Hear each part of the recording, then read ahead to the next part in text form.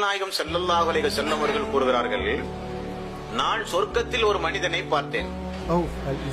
அவன் அந்த சொர்க்கத்து இன்பங்களை எல்லாம் தவழ்ந்து அதாவது புரண்டு புரண்டு அனுபவிக்கிறான். அந்த சொர்க்கத்தை அவன் பார்த்துட்டு, நமக்கு ரப்பு சொர்க்கத்தை தந்துட்டான்னு சொல்லி புரண்டு புரண்டு அந்த சொர்க்கத்தை அவன் அனுபவிக்கிறான்.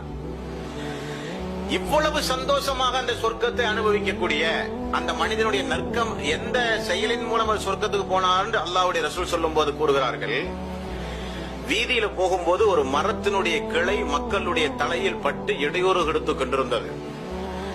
அந்த இடையூறுல அந்த கிளையை பிச்சு போட்டு மக்களுக்கு அந்த இடையூறுல இருந்து அவன் காப்பாத்தினான். இதெல்லாம் ஒரு இபாதத்தா, வணக்கமா இது? ஆனா இஸ்லாம் சொல்றது பாருங்க, அவன் செய்யும் போது உள்ளத்துல என்ன எண்ணம்? மக்களுடைய இடையூறுகளை போக்கும் போது அல்லாஹ் நமக்கு கூலி தருவான் நினைச்சான். பாத்தீங்களா? அந்த நினைப்புக்கு ரப்புல் ஆலமீன் கொடுத்த பரிசு தான் சொர்க்கத்துக்குள்ள போன்ற ரப்பு சொல்லிட்டான்.